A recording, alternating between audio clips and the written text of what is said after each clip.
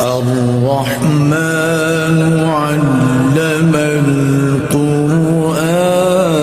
خلق الإنسان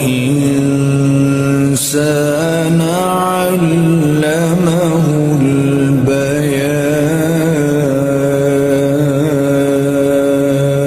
الشمس والقمر بحسبان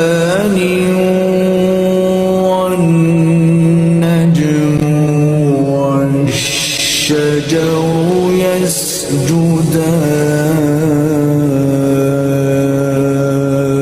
والسماء